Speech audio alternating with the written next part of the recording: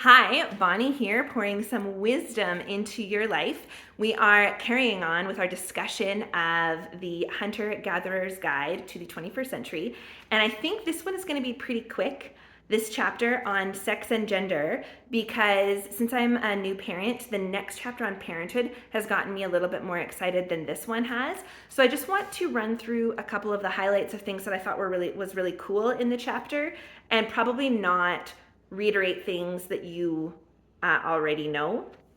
But one of the questions that they pose in the chapter, sort of towards the beginning, is there's different reproductive strategies. One of them is asexual reproduction, and one of them is sexual reproduction. And sexual reproduction is a little bit more costly in terms of each parent. It's only 50% copy of their genetic code, so they're not propagating their own genetic code as much as they could be if it was asexual reproduction, aka cloning 100%. And so why would that be a strategy that has evolved so successfully? Because you see it all across the animal kingdom and in the plant kingdom as well. And their answer to that, I thought, was pretty sort of obvious in hindsight, was that asexual reproduction only is good long term if your circumstances are never going to change and the future is going to look exactly like what the present looks like. And as you can imagine, we barely know what tomorrow is going to look like. And so you can see that sexual reproduction allows for diversity and evolution of the genome and the ability to adapt more than asexual reproduction. And so that was their answer as to why that was. And then they also talked about, well, in species that reproduce sexually, why are there ever only two sets of gametes? So there's the male component and then there's the female component, and that there isn't another version. There aren't 3 sexes, there aren't 18 sexes that make up the genetic code, and why is that? And they talk about how in order to create something, there's the genetic component, the DNA, and then there's also like the hardware and machinery that requires the life to come into existence. And so the DNA is like really small and the machinery is quite big and bulky, therefore it doesn't move, and then the other side moves, and then you get fertilization, et cetera, et cetera. And because of that mechanic, it makes sense that there's the 2 different versions, and it leads into the next chapter about the behavior of those the behavioral differences between those 2 producers of each gamete, because one is really big and bulky. That is going to lead into different behavior because they're not moving. They need to go out and attract the individual, and it just sort of evolves from there, and it was pretty interesting. They also talked about how across all cultures, human cultures, there is language denoting male and female. And so it's a common thing throughout humanity, throughout all of the cultures, that they recognize that there are differences in the expression of sexuality. That's not quite the right way to say it. But there are genetic differences, is the argument of this book.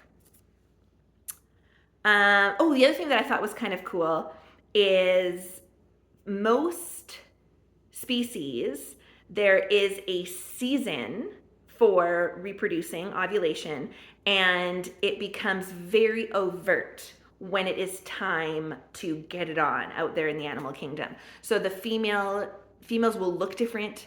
They'll release pheromones. They'll smell different. Like they behave differently when it's like time to make a baby. And humans have evolved to conceal ovulation, which leads then to sex for pleasure, which you see in some other species, but you don't see across all species, which I also thought was kind of interesting. And so they touch on, as they talk about sort of the genetic sex differences, what make female mammals, lactation and ovulation and all of those kinds of things that are like very physiological. Then they also looked into how that affected division of labor. And so across all the cultures that they were looking at this, there is a division of labor. But what was really interesting was it wasn't that specific jobs were always women's work across cultures. It depended on the actual culture. And obviously not including things that were physiologically dependent. So nursing the baby is the role of the one that produces the milk. But other than that, pottery, ceramics, basket weaving, that it was divided, but it wasn't necessarily always women that were doing that or always men that were doing another job. So that was kind of interesting that sort of across different cultures, there's always division of labor, but it's never universal, which I thought that was a really interesting component. And then they talk about, like I said, this one's going to be pretty quick. They talk about how there are sort of 3 sexual strategies that you can engage in. So there's long-term partner commitment, monogamy, and they go into this in the next chapter as well. So essentially monogamy, long-term. Then there's by force, which you can imagine is not what we want. And then there is not forceful, but not investing long-term, so very promiscuous. So I guess monogamy is not the right word, because that's different styles of long-term. So there's long-term, there's forced, and then there's very short-term with very limited investment from one side.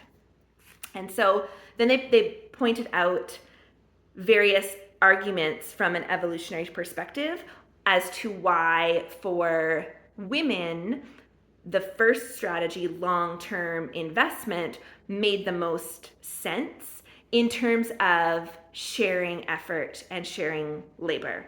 And I don't think that I need to go into sort of details as to why. Certainly, as I was reading it, I was just very much nodding along, as it seemed really obvious to me that for me, because certainly before birth control, so when we were sort of less able to really manipulate when ovulation happened and when we would get pregnant, when it could happen at any time, you want to be selective as to when that opportunity could arrive, because it's the long-term care of human infants is very, very costly for the women. And I thought that was a really good point as well. And so this is going to, then there's one more, but this is going to carry on into the next chapter, talking about parenthood, which I keep remembering. I read it ahead of time, and I keep remembering things that I want to bring up that are actually not part of this chapter.